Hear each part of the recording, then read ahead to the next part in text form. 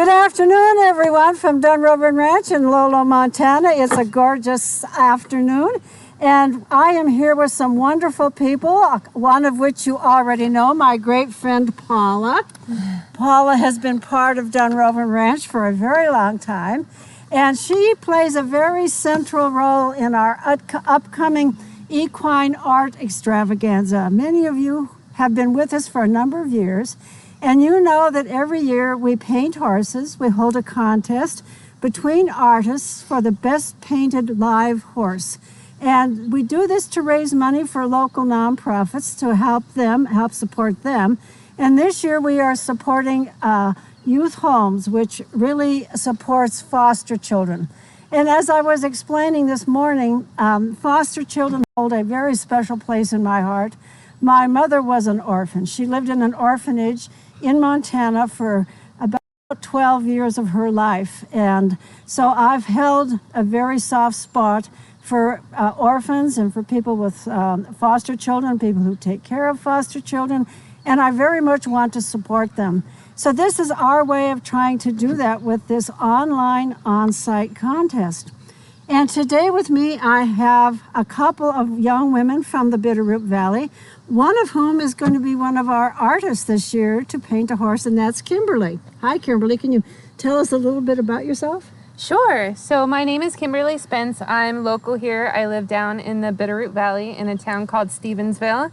Since 2014, I've had a taxidermy business called Flock Taxidermy. I'm a real bird lover, and all things interest me that have to do with birds. So I channeled that bird love I had back in 2014. I taught myself taxidermy with the help of a taxidermist on the staff back in Los Angeles at the Natural History Museum. So ever since then, I've been just working in the art of taxidermy and getting to bird bandings, bird events locally. The Bitterroot Valley in Missoula is a great spot for biodiversity, and there are so many great local species here to learn about and watch, as I'm sure you see on the Osprey Cam here. And I'm excited to be part of this year's event. Well, welcome, Kimberly. I can tell you right now, you never should have said you were a taxidermist. And I'd like you to explain to people who don't know what a taxidermist is, what it is you do and why it's so important. Sure. So there are different types of taxidermists. I myself, I only work on birds, so I call myself an avian taxidermist. I, for instance, would not be tanning a hide. I would not be working on deer or mammals. It's important, taxidermy is very important in preserving, say, species for people to learn about in educational institutions, such as your nature centers, museums, any type of preservation that you can do on a species to keep, fostering the appreciation for the species itself and letting people learn how we can be better stewards of our environment. I think it's very important for people to get up close and see these birds that, when they're alive, sometimes we don't get the chance to see them like you do on a stilled life, if you will, a taxidermy piece. So I like to say that I help educate people in hopes to foster an appreciation for our environment, for our animals, for our birds. And I only work on birds, natural deaths, or birds that have been abatement work, for instance. Say I have a falconer friend who, with his birds, will patrol the Pacific Northwest, the blueberry fields, the vineyards, the berries that you all eat and love. If they don't want to use pesticides or a different way that would be harmful to these birds, he goes in there with his falcons and he will scare or do abatement work on invasive species that we have here, such as European starlings.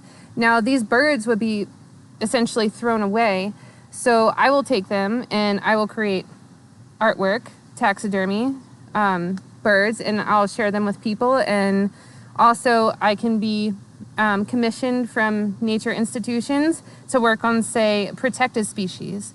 Here in the U.S., we have the Migratory Bird Species Act, which protects about 99% of the wild birds that you see in your backyard, see here.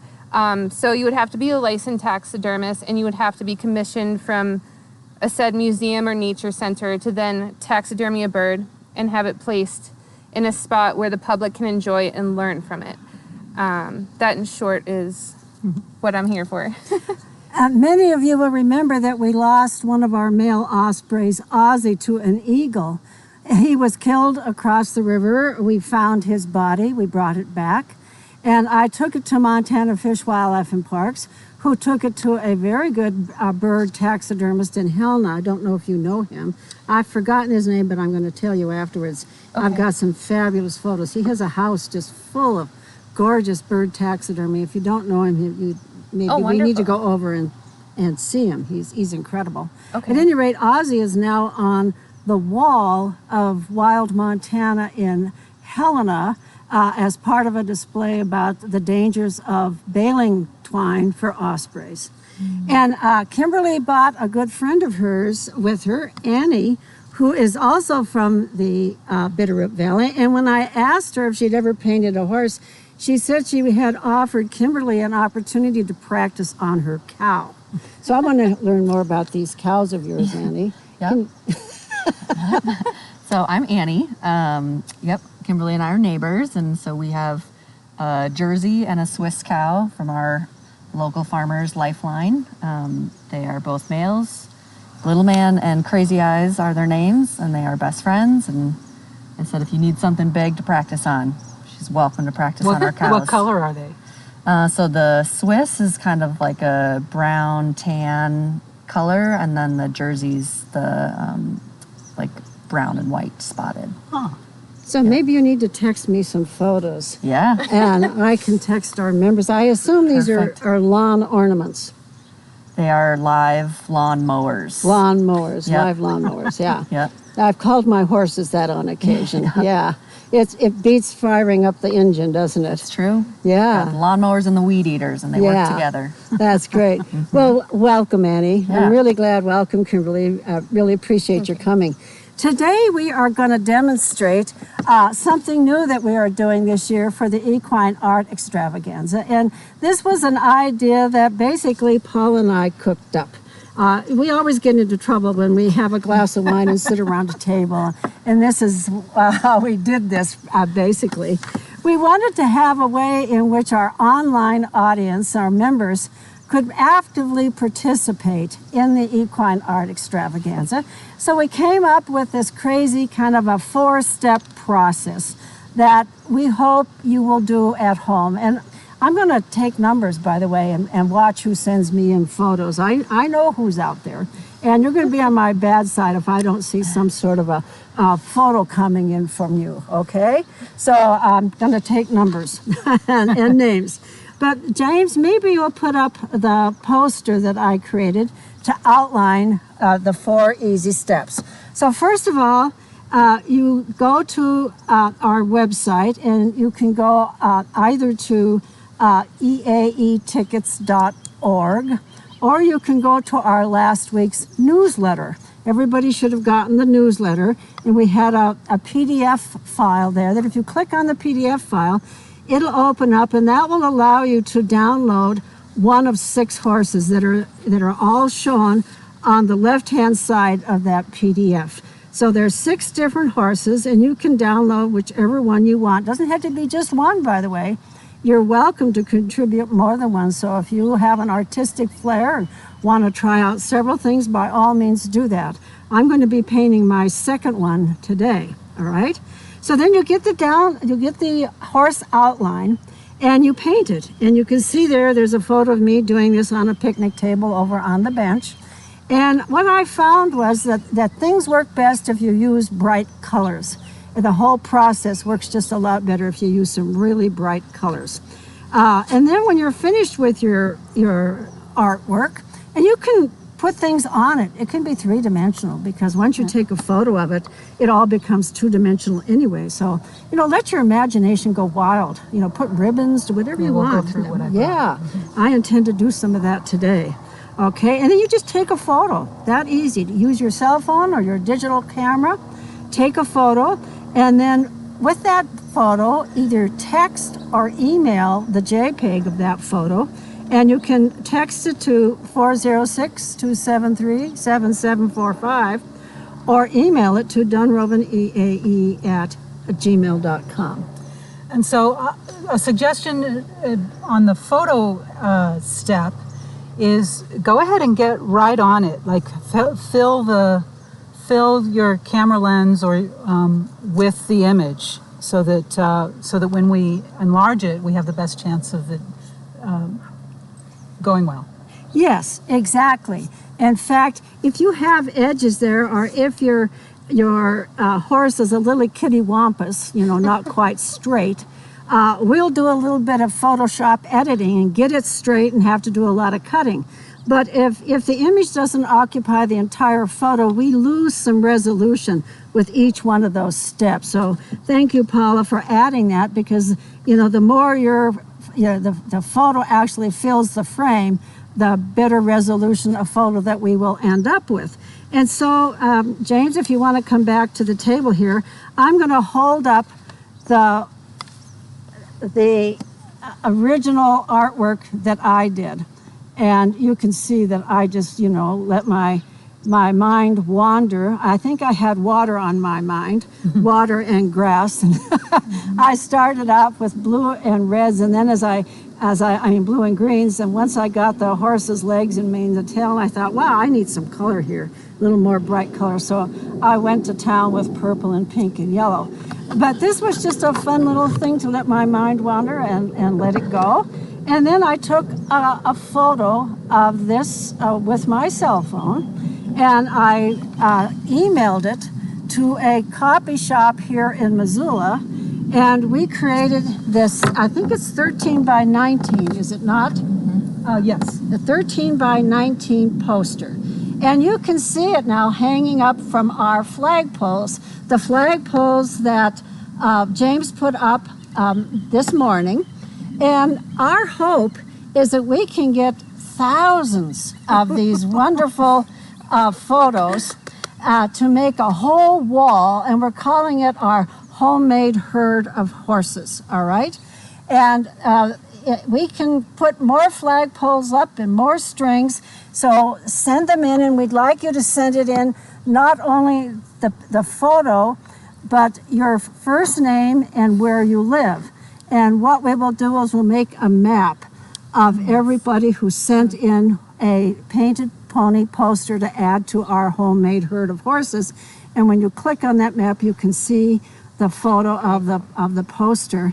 And this is a first step, because in future years, what we want to do is sell these posters for a very nominal amount to local businesses to put in their storefronts that say, I support youth homes.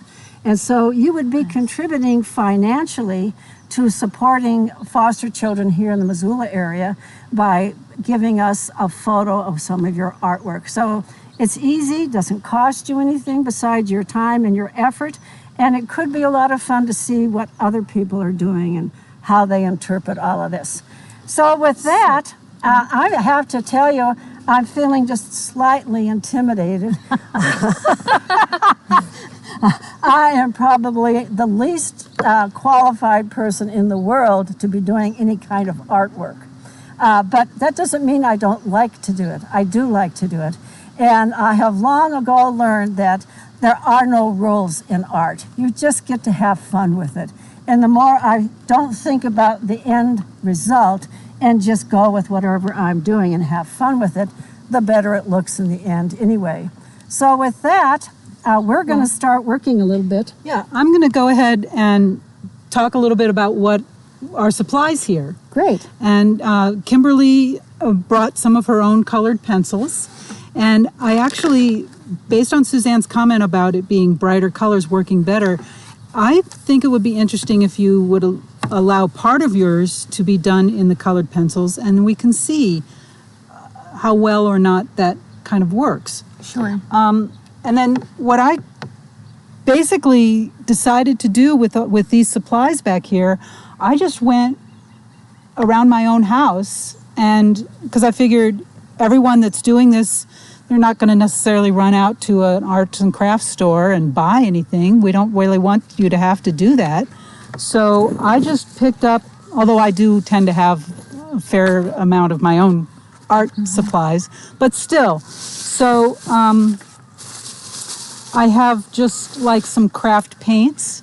You can use paint or watercolor. I also brought colored pencils. I got these at the dollar store. And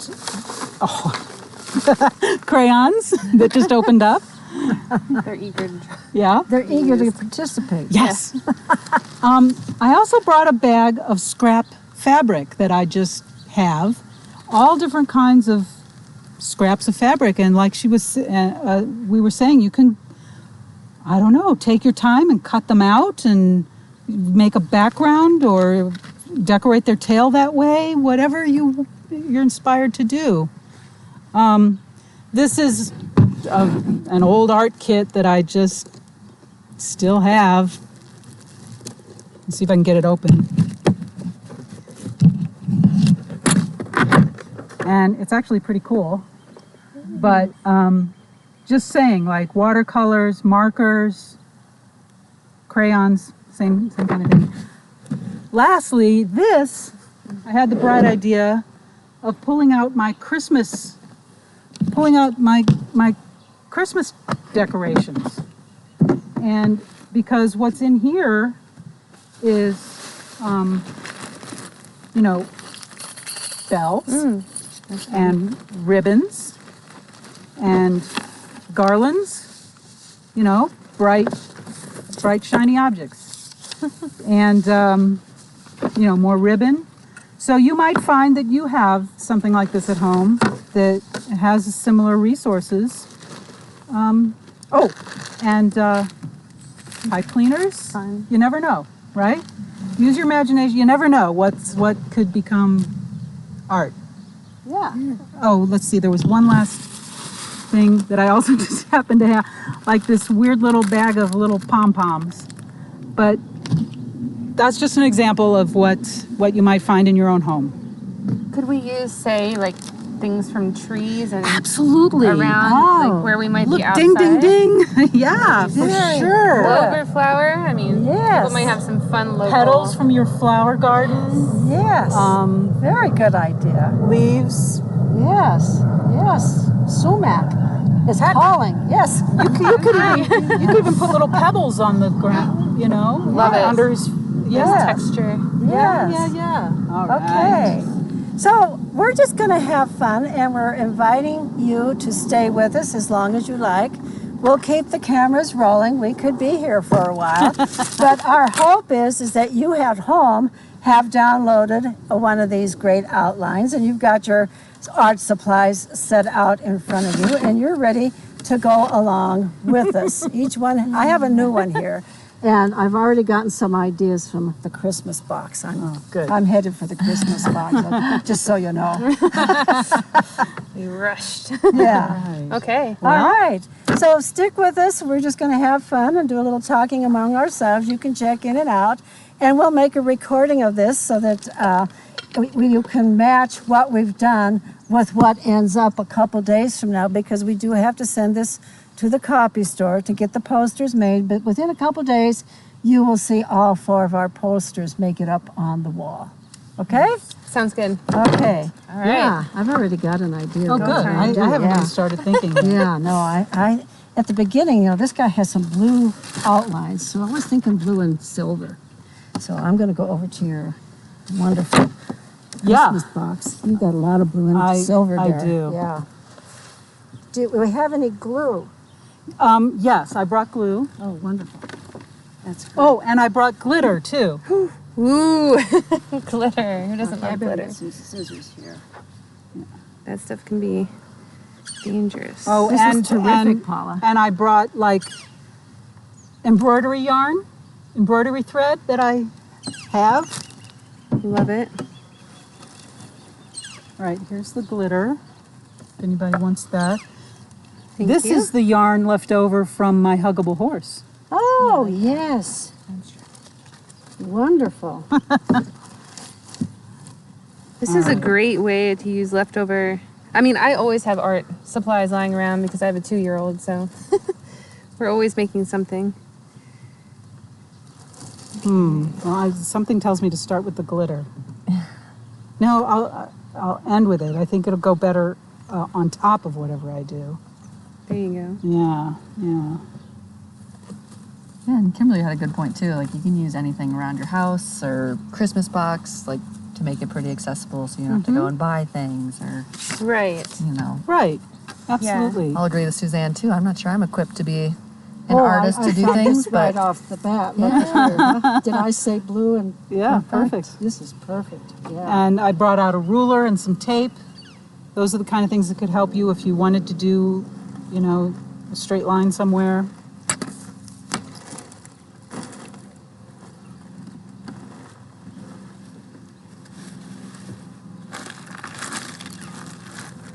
Oh.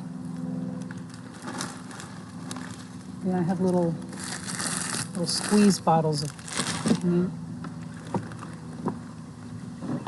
Oh, and I also dug into my sewing kit and found like some old what is it called, like embroidery, swatches. piping stuff.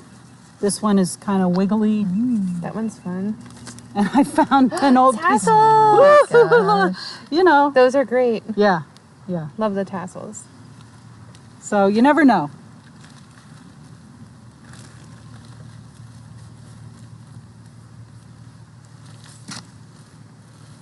This is a brand new tube of paper. You don't mind if I open it? I don't mind. Are you sure? I'm sure. It matches my, I'm Yeah. going to go Striped. for it.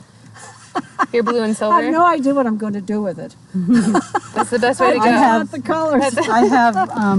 I have blue and purple roses too. Yeah, no, this is perfect. Now look at how this matches this. I mean, it's like made to order. Good. I like the what are those pansies on the bottom? The purple. Oh yes, Pretty. yes. Some good paper in there. Florals. Yeah.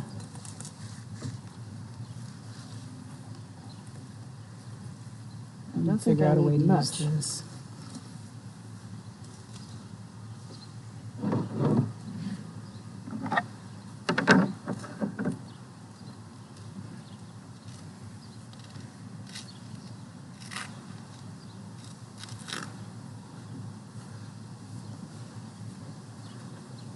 Does anyone else think it's relaxing to just sit and make and Yeah, it just really quiets the mind for a minute? Yes, it does. It really brings you in the moment. Yeah. No expectations, no right or wrong. free reign. Yes. Exactly. But the theme will be different every year. I forgot to mention that our theme this year is free reign.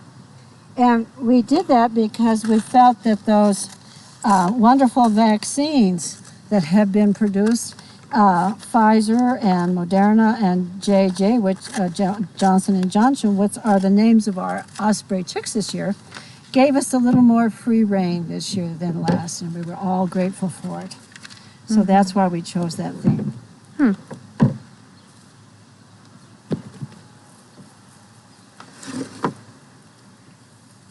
Yeah, look, this is fraying, and it can be the way the mane goes. Oh yeah. Like the actual hair. Yeah. Is there a way to keep it fraying even more? Pull it apart. Probably. Okay, so glue. Where do I find this glue? Pretty. Right here. Oh, great. Thank you.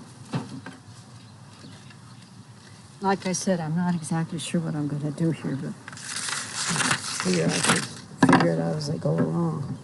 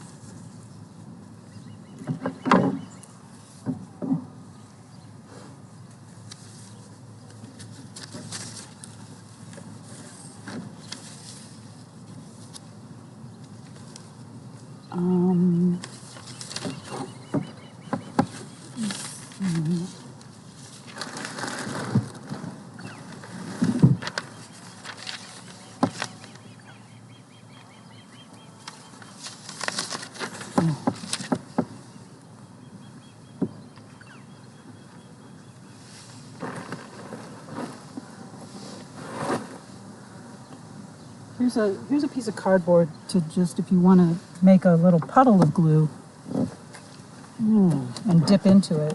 That's a good idea. These are people who know what they're doing. A puddle of glue. See, I've never done anything like that. My domestic skills are very much wanting, as my family would be happy to tell you, I'm sure. I think it was my grandma who taught me how to. I sew also, and the first project I still remember as a kid was just a simple pillow we made sitting down at the kitchen table, and she's the one that taught me how to sew, and then took a couple 4-H courses in making dolls, and then now I just fix and mend things. Ooh, that's pretty. Like the bright green. It's almost like stained glass. I know. It jumped into my brain. So I'm going to do something very different here. I'm going to use this. And there's tape. I'm going to cut out and put this behind a piece of this paper. So I'm going to cut it out. Oh, I'm like gonna a put it background. on top. Oh, good for you. Yeah, well, we'll see, huh? Well, It looks like that one might be easy to cut out because it I doesn't think have so the too. Everything but the tail. mane and Yeah, everything but the tail. So, The tail might you know, be- we'll see how this goes, ladies and gentlemen. Excuse me. Is your fabric getting away from you? yeah, that's okay. Okay. Alright, let's see. I'm gonna get Yeah, dark I'm just blue. making it up as I go along.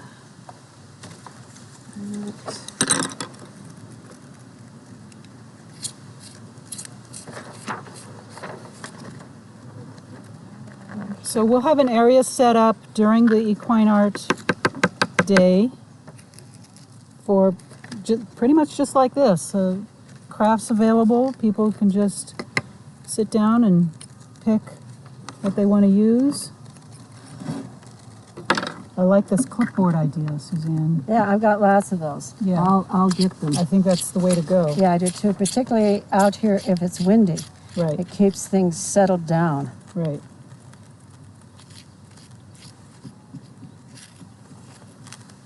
Oh, open it up. It comes out a lot better when it's open. So can I use this cardboard to test the color too before I actually color on my horse? Okay. I can get some other pieces of paper. Now, you know they That's have these stores, I think it's called Paint with a Twist or something like that, where people pay to come and do collaborative art projects, you know?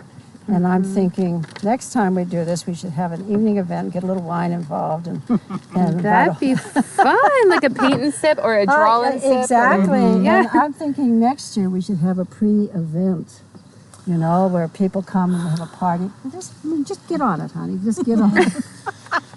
You can see. It's not too late. We can still have wine. Yeah. We just started. Yeah, I mean, both James and Paula are rolling their eyes, saying, "Can't she ever stop with the ideas?" That's funny. You know, as I'm just sitting here, it's like you can make, like I was playing with these tassels and like I could make, you know, pretend he's got a necklace. You know, it doesn't have to Yes. just be the Yes. horse. Yeah. So for the day of event, for people who just want to show up, they just bring themselves. You'll have all the Bring supplies themselves, and the they pay printouts. $30, and Well- it all goes to our Youth homes. nonprofit youth homes. The ones that come the day of, we will have pre-printed a sampling of the different horse positions onto the full-sized piece. So they'll be just painting on a full-sized one, Okay, straight up. cool.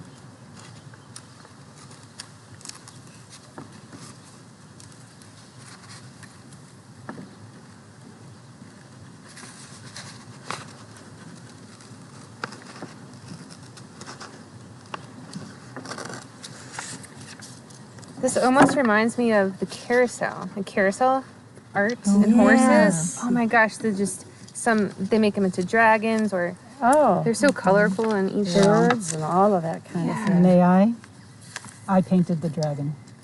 Did you? Yeah. That's Really? fabulous. Yeah. That is so beautiful. I love dragons and dinosaurs, and I've painted a couple of the horses on the carousel, and then we do other projects too for other people, and they kind of donate, and then for their donation they get a horse. So let's tell people online what the carousel is.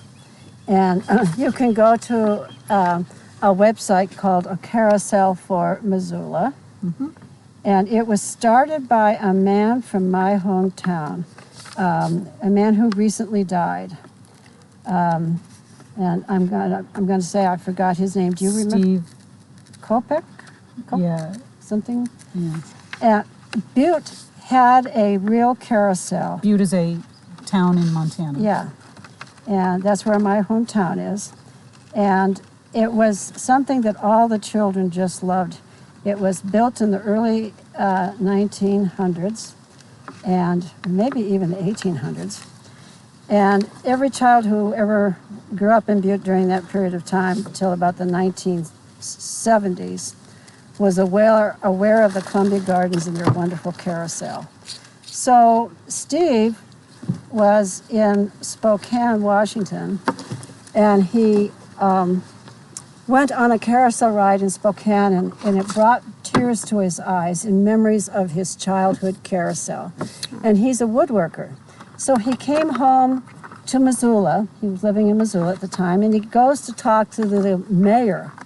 And the mayor at the time was a guy named Dan Kemmis, whose wife used to be an equestrian club member out here. And he talks Dan Kemmis into helping him organize a group of people to create a carousel for Missoula. And I'll be darned, the whole community turned out. I mean, children collected pennies to buy the materials. It was just a huge community project. Wow. And you were part of it, weren't you? Yeah, well, the people worked on the carousel horses in their garages, and it finally all was put together and opened to the public in May of '95, and I had moved to Missoula in September of '94. And so I was actually there right when they first started.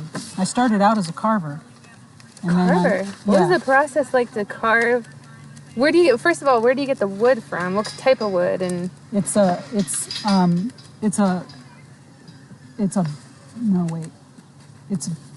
wood from the linden tree. And it's chosen because it's soft but not too soft. It's got really clean grain. Like it's a tight grain, but so that they're small, so that when you carve, you don't have a lot of chipping off. okay, smoother, Yeah. that makes sense. Tighter. Okay, The linden tree. interesting. Linden tree.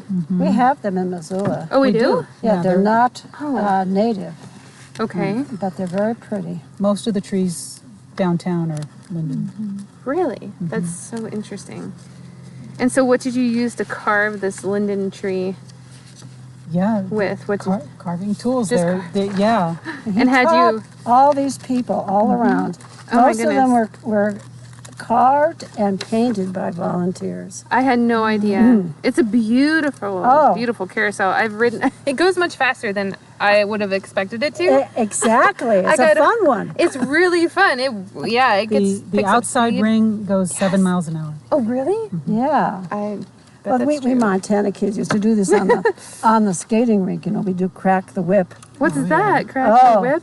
Really? Oh, yeah. I've never heard of Well, crack in the whip. Butte, every Banned it from a lot of school rinks. had a skating rink, and you'd get a line of kids together all holding hands, and the person in the middle would, just go in a circle, and the person on the end, which was always a girl like me, it was light, and Yeah. they'd see if they could throw you off into the snow berms. Oh my goodness. It was fun. It kind of sounds like Red Rover. Yes. I used to play something similar, I think, when I Yeah. was a kid. That's fun. Yeah, that's a great thing to see and ride if you come to Missoula, even just for the day, the carousel. And then I think, what do they have? They have like a gold ring, so when you go around, Brass. brass ring, you get that brass ring. I think it's get a a free free ride. ride. Yeah. And So that's that kind of was- fun, That was a too. custom from long ago on merry-go-rounds. Oh, I didn't know that. Okay. Yeah. The one in Butte had that. And it was Okay. at a place called the Columbia Gardens, and I worked at the Columbia Gardens Oh, you did? when I was in high school. Okay. Oh, here comes either a hungry chick, probably. Oh, look at that. Two. There's one It's over there. trying to get up its nerve to land. Look at it. Oh, There's yeah. another one there. Oh, buddy. Oh, they certainly. They're all over the place. Yeah.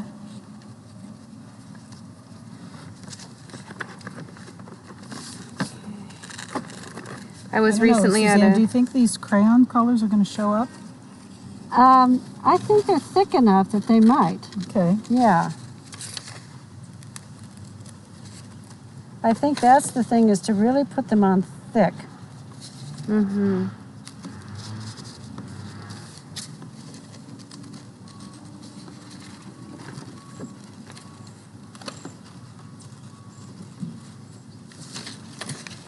I think it's good that we have a variety of horse outlines, because some can be used more easily than others for different kinds. Like this one's not that hard to cut out, because there aren't a lot of sort of loose ends, you know, that you have to be creative about.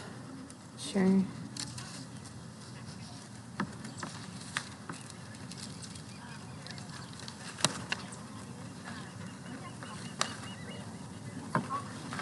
Well, Kimberly, I'm very interested in your taxidermy art.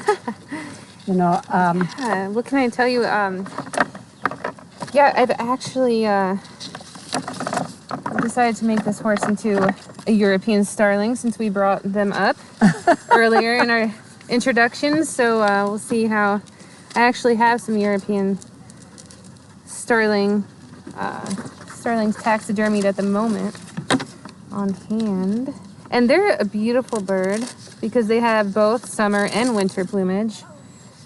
In the summertime, they get this bright yellow beak, Yes. beautiful iridescent purples and pinks and greens on their chest. yes. And in the wintertime, their beak changes to a darker, almost black, and then the iridescence sort of fades away, and they get the speckled. It's like almost like a snow spot, like white With spots. some brown even. Yeah, Yes. even yeah. You know, we get really good photos of them off of our Nest camera. Oh, the one we were looking at with the. And off both. Oh, the both ones of them. up here, because in the wintertime, the starlings, we put bird feeders up there, and lots of starlings come to the bird feeders. Oh, Yeah. they are quite. Yeah, they really compete with the native species, don't they? Yeah, they do. A lot of people don't like them, but you know, I know.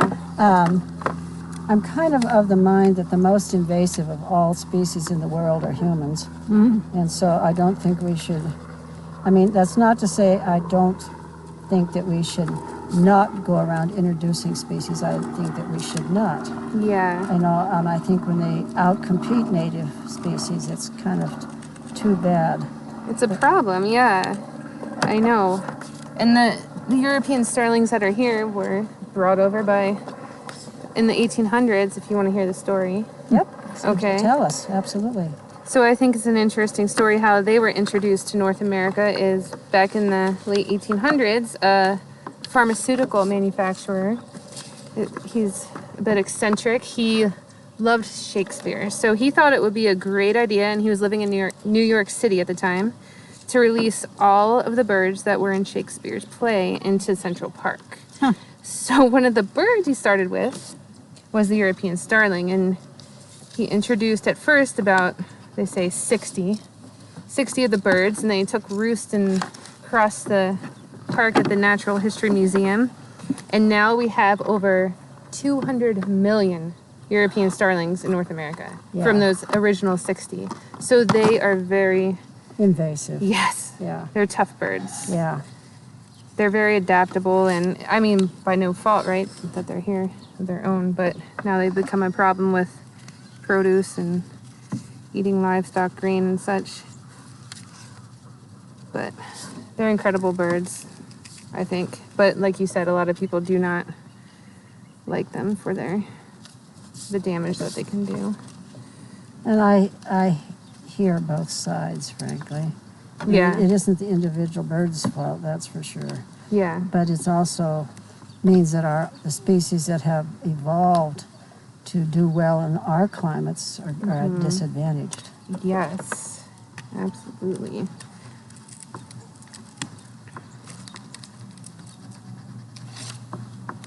And down here in the Bitterroot, we're actually lucky to have riparian areas, which are a great support to birds And populations here.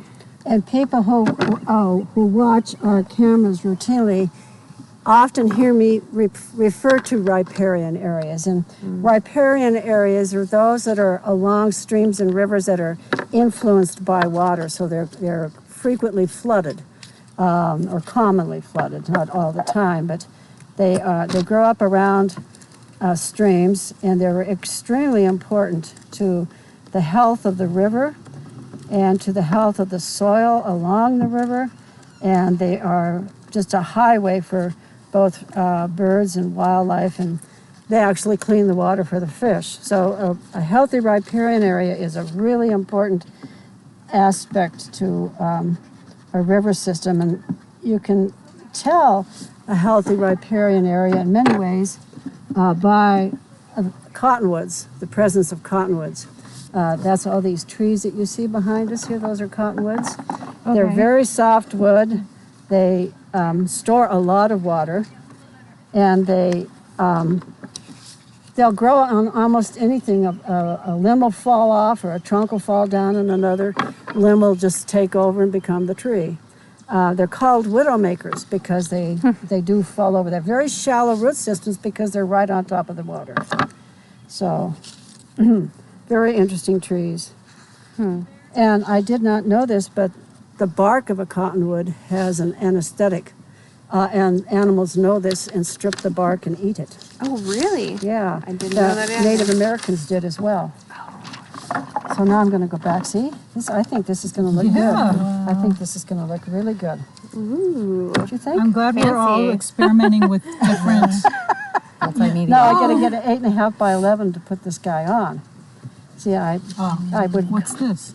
Well, no, I mean, I need a bigger sheet of this Oh, to put the whole horse on. Yeah, I'll get it. Background. I was just saying, I would have cut it had I thought of it originally, but once I got it over here, I thought, wow, this would be cool behind it. right. Yeah. So Cut no. it in half. Can you stack it? Yeah. It's a good Yeah, idea. maybe I could even have them go different directions. Ooh. See? Make it funky, yeah. Make it I like funky. it. Funky. Have them go Well, diagonal. I'm really curious to see, like, I'm using fabric and you're using bright colors and you're using paper. Like, it'll be really interesting to see how all these different things turn out when you take a picture. Don't let my paper And go that's away. what's- These, yeah, the clipboards. That's the trick, isn't it? Yeah, I like this idea of going Except in that it's different going to be directions. I don't it's know going to who be said this that, but- big piece. Huh? It's going to be a big piece, so we'll need a big clipboard. I know. Well, It just totally reminds me of stained glass. The colors and the geometric angles. it's great. So pretty. It's okay. So, yeah, I just want to keep using all kinds of different things. Oh yeah, dig in. There's some here too. There's a sharpener if you need it.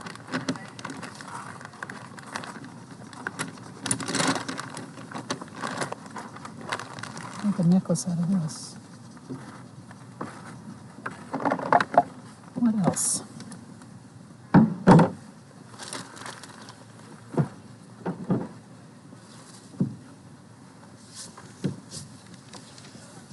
I don't know what kind of Elmer's glue. Yeah, and hot glue would probably be good too. If anyone has hot glue on hand, that sticks and dries really quickly. Well, but paper will be too much for paper. Oh, that's a good point.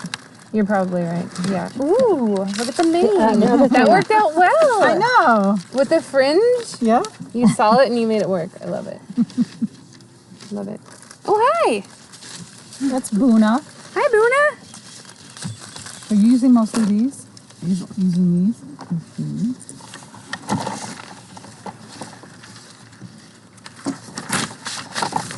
What color are you?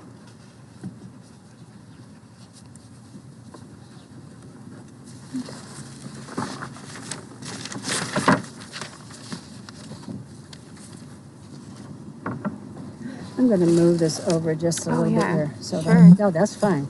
Good. I just.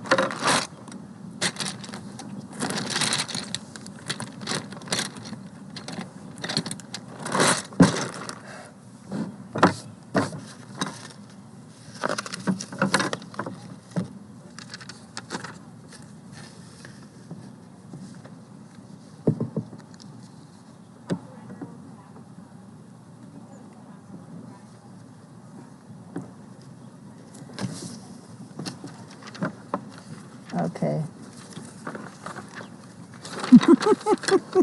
No. I'm back for more. So every time I come over here, I think of it doing this a different way. Uh-huh. So now Keeps evolving. it's evolving, as most things in my life do. I've never started anything out with a plan. Right. Or never ended up with That this takes plan too you much- started with. Yeah. Organization. It's beyond my wheelhouse.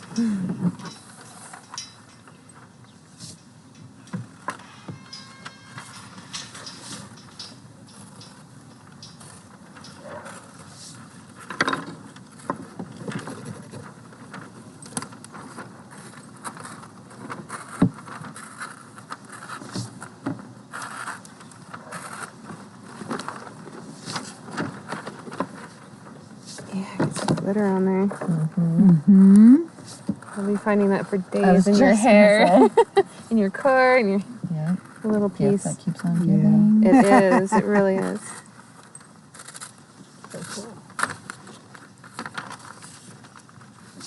I'm going to owe you a whole roll of Christmas wrap.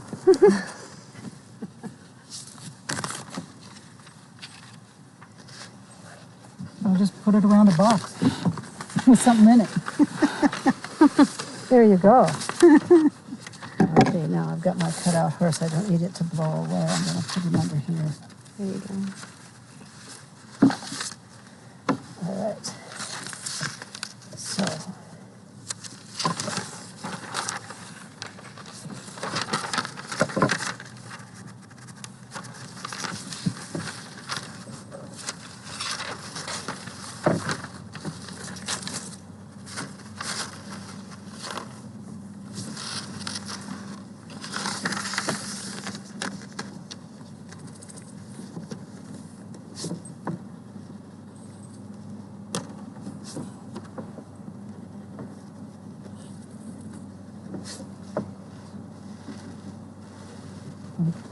Uh-oh. Skull. Yes, we need the rain so much, but not on our horses. Not on our horses. Not yet. Not yet. Not yet. Yeah. Hold off just a little bit longer.